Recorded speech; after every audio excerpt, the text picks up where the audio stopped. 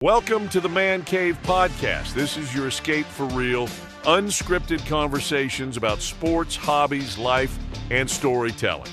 No scripts, no forced takes, just Man Cave talk. Now, here's your host, Dan Kasper.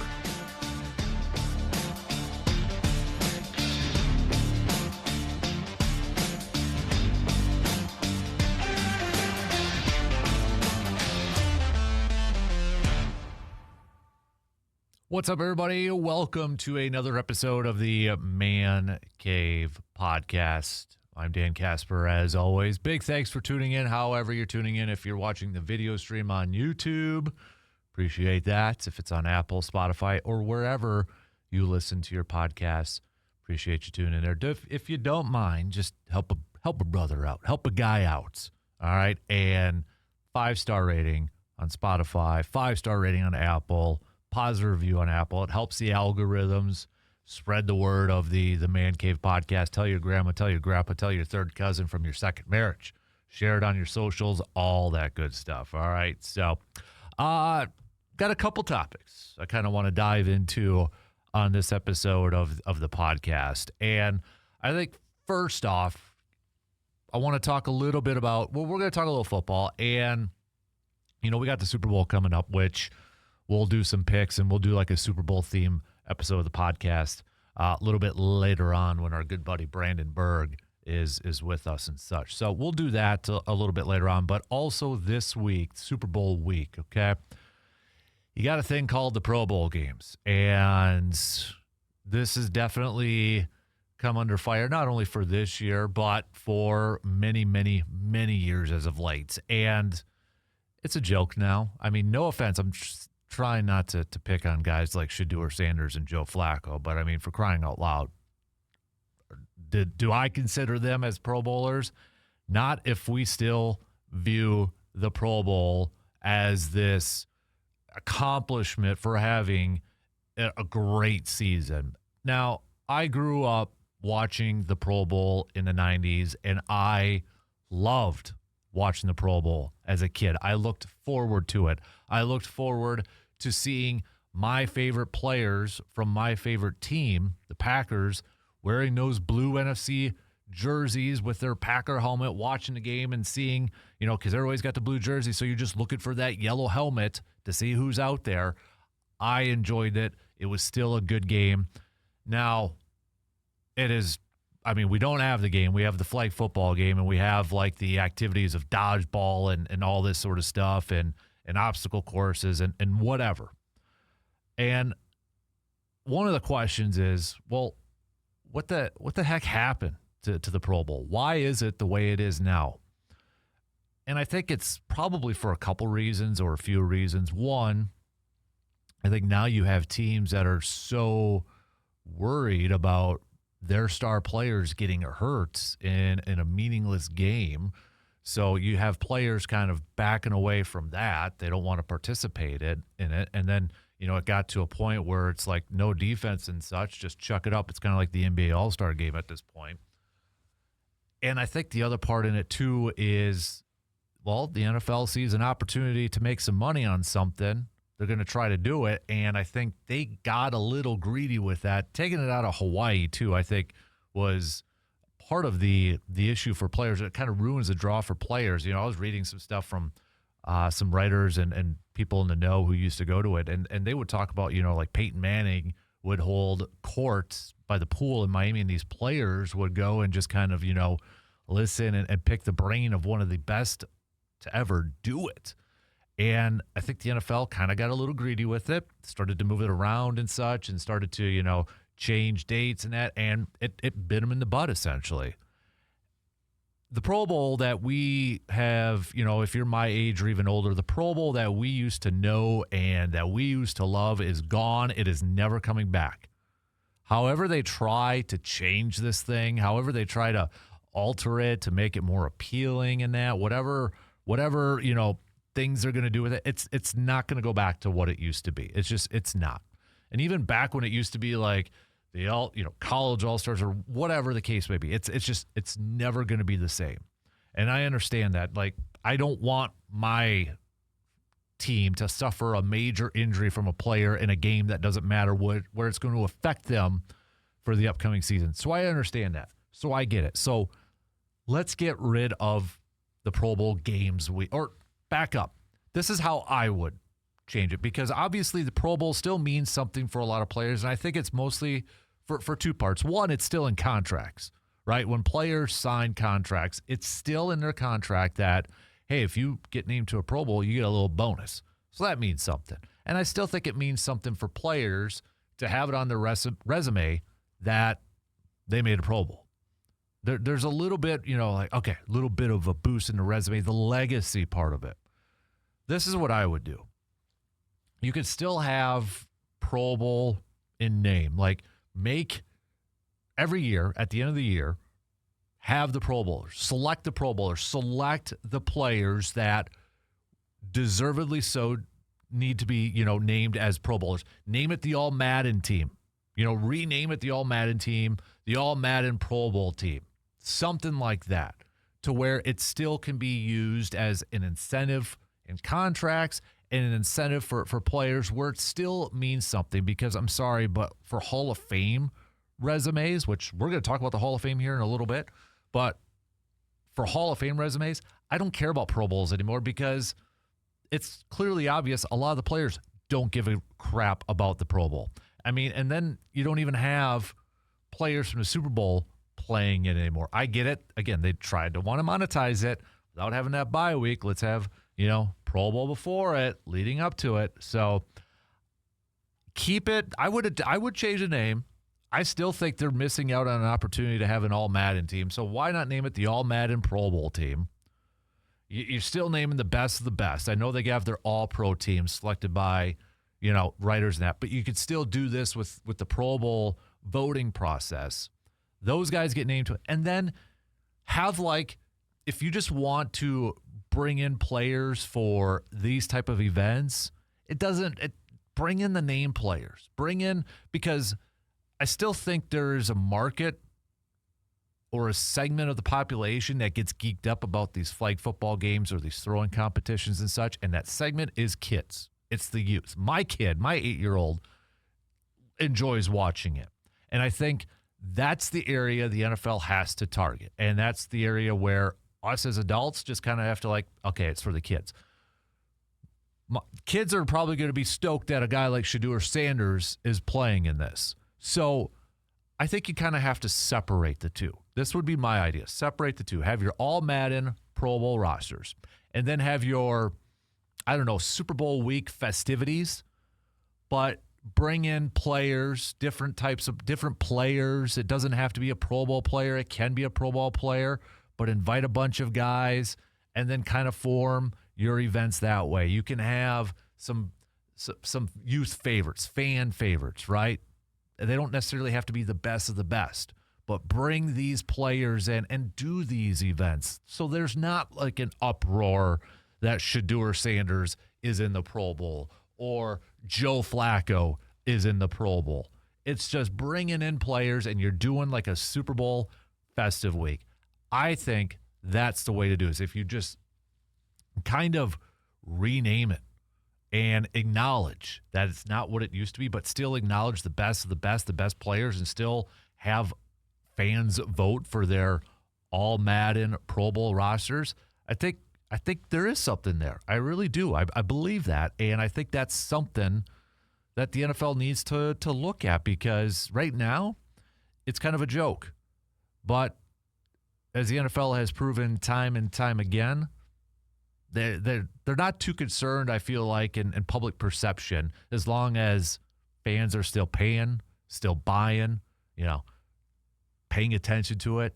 It just feels like the NFL is printing money at this point in time. So, but that's, we sit here and complain about this, that, and the other thing, but we never have a resolution.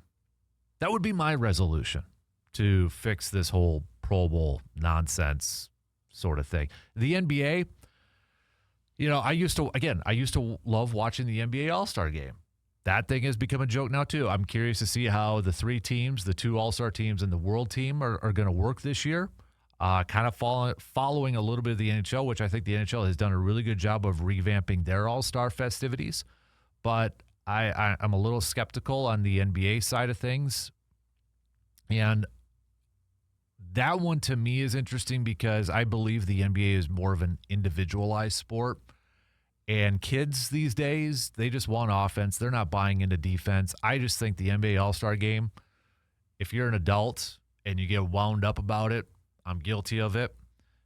That one might just have to be, it's all about the kids. It's all about youth fans. It's all about offense. Nobody gives a rip about defense anymore. Now, is it pretty pathetic in terms of the game and how they go about it? Yeah, absolutely. Maybe maybe you make it a 3-on-3 sort of thing. Maybe you do a little playground version of it, kind of like, the Uncle Drew movie sort of thing. I don't know. But that one, I think I'd have to take a little bit extra time to figure out how do you change the NBA All-Star Game. Because, again, that one's unique in the fact that it's during the season. And, again, teams aren't going to want their guys getting hurt in these games. I just really hope we don't get down a path where we see the Major League Baseball All-Star Game lose its luster, lose its shine. Yes, they've tinkered with it a little bit. Remember when Bud Selig did the home field advantage for American League, National League? And then, obviously the home run derby has been tinkered and such, but the game itself is still a competitive game, and you still get the big names out there. You get Paul Skeens going up against Aaron Judge like we did last year. And I hope that's something that still continues. I think Major League Baseball's All-Star Game is by far and away the best of the All-Star festivities. I'd probably put NHL second, NBA third, and the NFL right now at fourth. So speaking of the Hall of Fame, though, and in football, so obviously the big story was last week about Bill Belichick not getting into the Pro Football Hall of Fame, which I think surprised everybody and their unborn child at this point. And to not have Bill Belichick in the Pro Football Hall of Fame is an absolute joke. He will eventually get into the Hall of Fame, but if he is not a first ballot Hall of Famer, then who is? I mean, this is very comparable to like Major League Baseball. I should say the Pro Baseball Hall of Fame, because remember, these leagues are not technically affiliated with it. They don't have any say in such, which Roger Goodell was quick to point out in his presser the other day. But I think what happened is writers, voters got too cute and said, okay, he's going to be a lock, so I'm going to put my votes towards somebody else to try to get them in. And now we found out Robert Kraft is not going to be in there either. So it looks like it's going to be a variation, or maybe all of the senior candidates from the player side. I can see a lot of the voters kind of going with the route of like, okay, these are going to be locked, so I'm going to put my vote towards this person, and hopefully that helps get them in. And it bit them in the butt. It bit them in the butt. I'm sure some voters are probably like, okay, Spygate, Deflategate, so I'm going to punish him and not vote for him for this year. But they probably still assumed that they were going to get in. Well, I bit them in the butt too. My thing is, if you voted against Bill Belichick because of Deflategate or because of Spygate, you better have that same energy, and you better do the same thing when Tom Brady's up. That's what I would do. I would easily. I shouldn't say easily, but I mean, you can't do one thing and not do the same for the other. Tom Brady got suspended for Deflategate, whether we agree with it or not. That's on the record.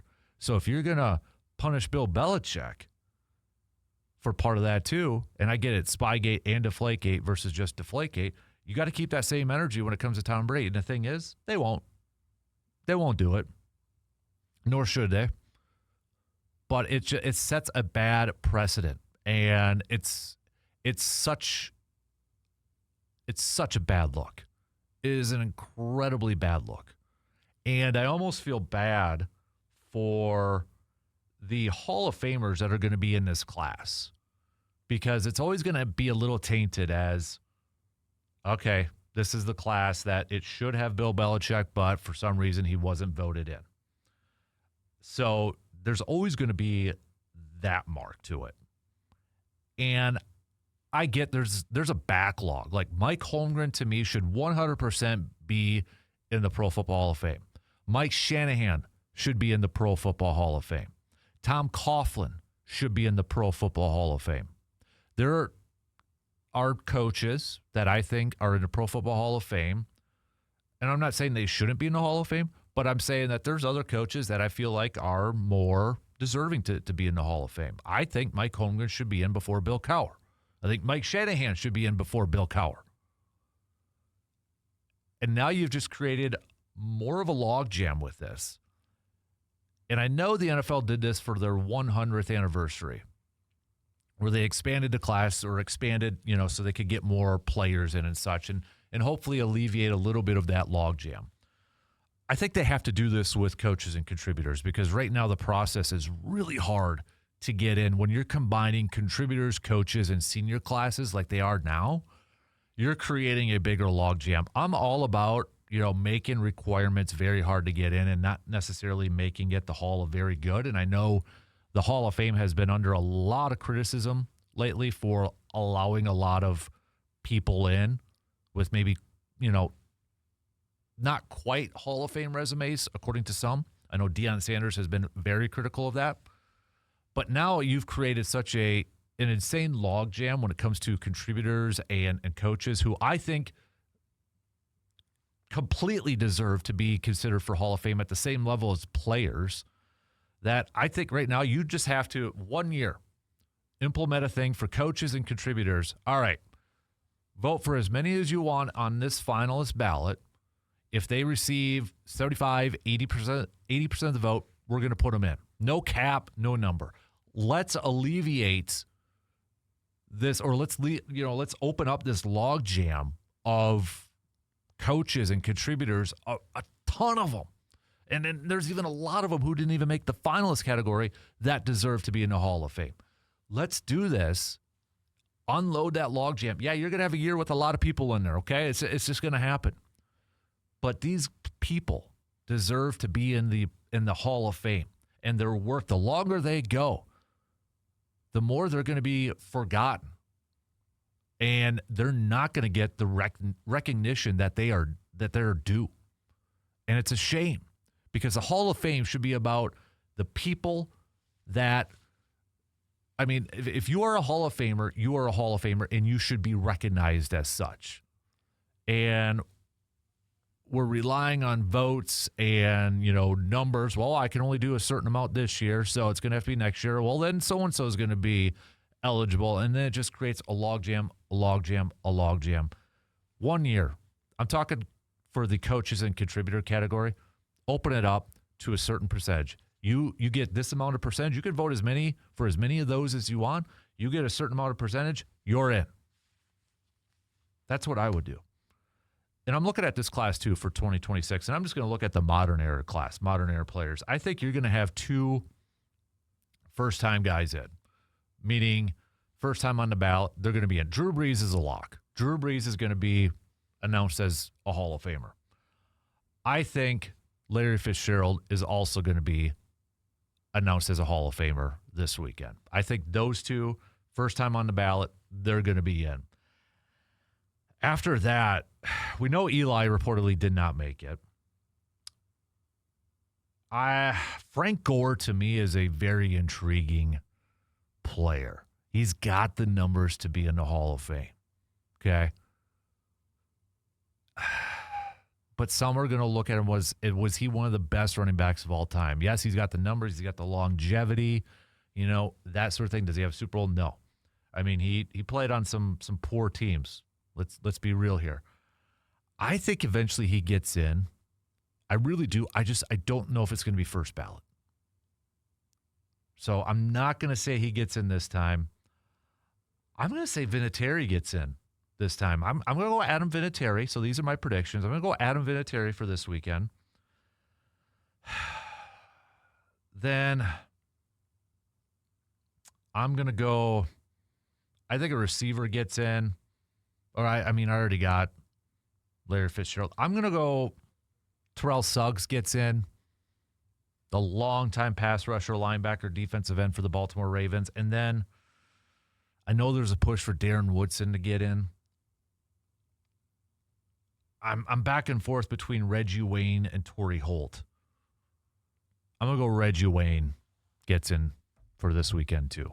So Drew Brees, Larry Fitzgerald, Adam Vinatieri, Terrell Suggs, Reggie Wayne. Those are my 5 picks for the modern era class for the Hall of Fame. So 2 first-time ballots, 2 first ballot Hall of Famers. So Frank Gore, I think, will get in. That to me is going to be the interesting one to watch when the results come through, though.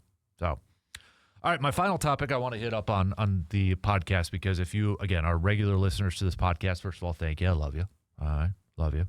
And just kind of changing it up, being a little bit more of a free-flow podcast and a little bit more of an open podcast and kind of an unfiltered podcast and such. So,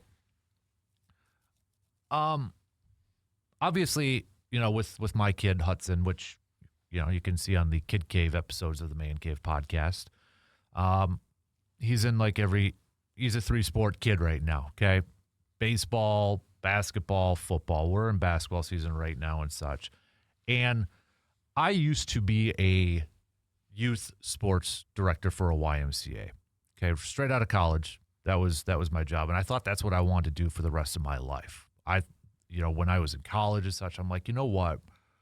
I kind of want to be like a parks and recreation director. I want to make sports available for kids because, yeah, there was sports available for me when I was a kid, but not to the level, and it really was like not well known, I guess, and I just wish there was more opportunities, and really it didn't matter who you were, who you knew, money-wise, that sort of thing. So I was like, I want to make sports more available for kids. So I thought that's what I wanted to do.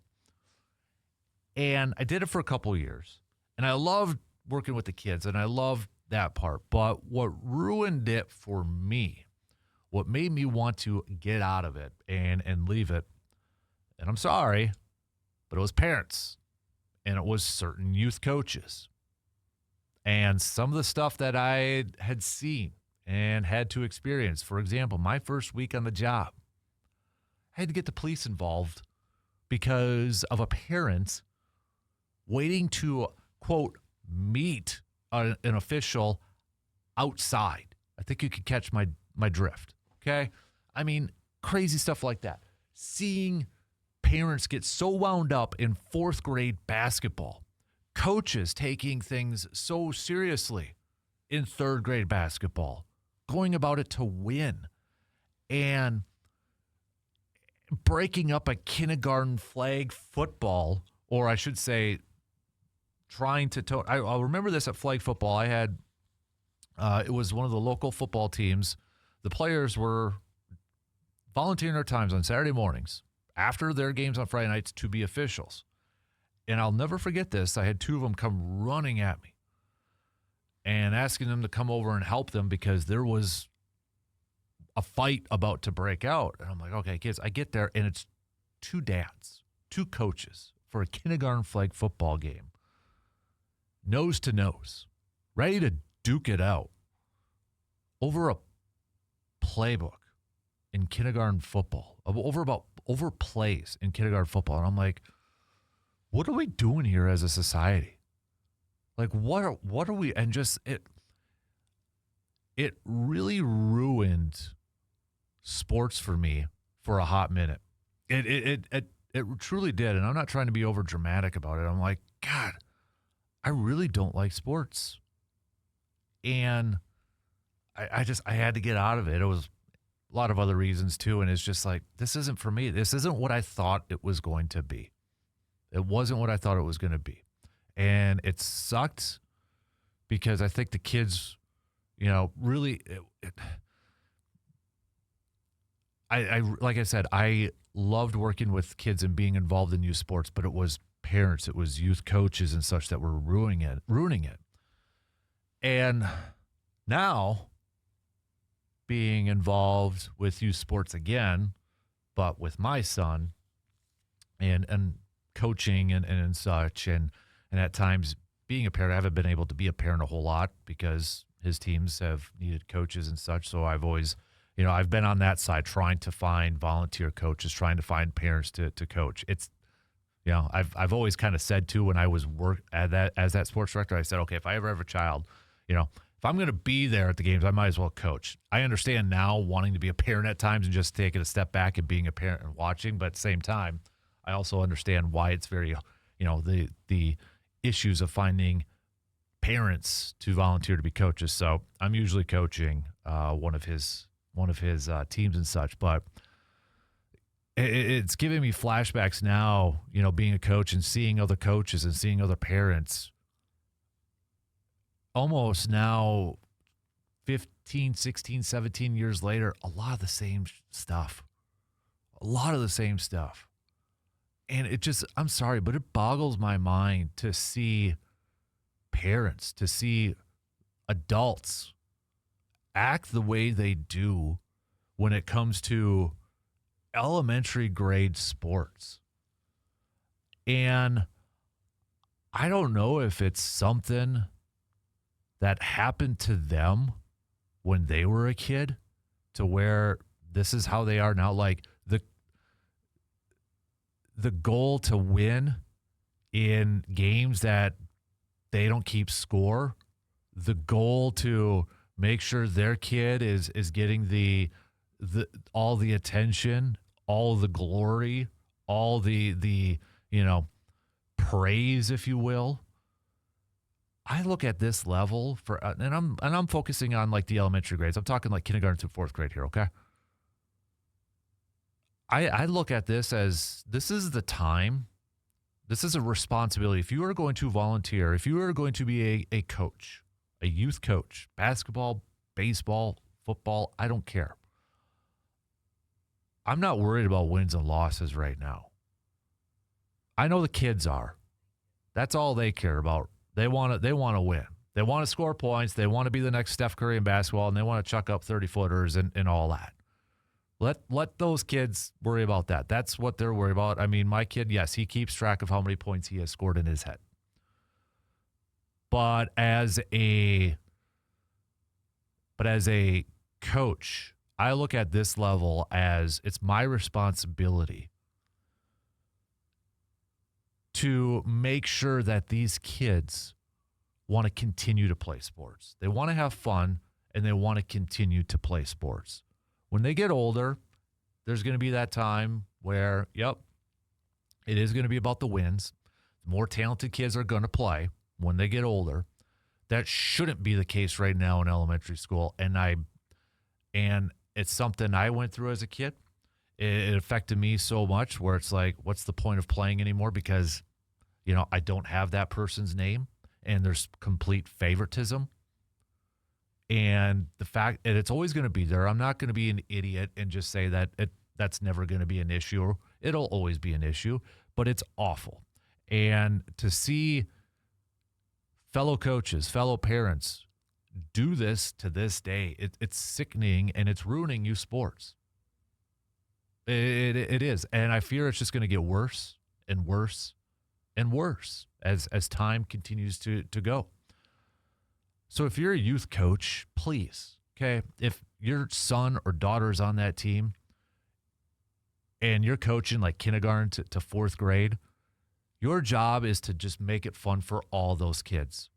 Your job is to make it so that that kid wants to continue to play. They want to continue to get better, that they're having an enjoyable experience. It's not about padding the stats for your kid so that your kid continues to get. Don't pay attention to just your kid. Don't just focus on your kid. I know at times it might be hard as a parent, but if your sole purpose is to help benefit your kid and your kid alone, get out. Don't be a coach. Don't be a youth coach. Be a coach on the side during the, non-practice times with your kid and such. Do the one-on-one stuff. Don't do that with other kids because you are going to ruin it. You're going to ruin their enjoyment for sports. And seeing some of these games, whether it was in football, whether it's basketball or baseball, and seeing the the pollution of some of these youth coaches and parents, it's sickening. And even just like parents in the crowd and such, it's, again, I don't know what happened. Did something happen to them when they were getting older and that's how it's affecting them now? But I don't know if training can, I know certain organizations do coach training and such, but even that's a joke at times because people are going to be how they are. I don't think you're going to change them from a coaching standpoint. So it's bugging me. I wish there was a way I could help change that. I really do.